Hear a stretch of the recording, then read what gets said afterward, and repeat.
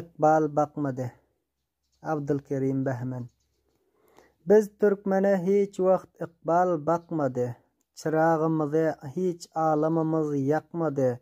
Qurip yatir murat deryamız mıdam. Hiç bir zaman tolqın atıp akmadı.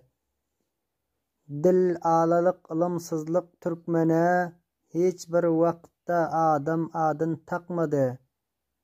Bolup mehrum bolup paymal hakları hiç yurtta denglik hakkı tapmadı.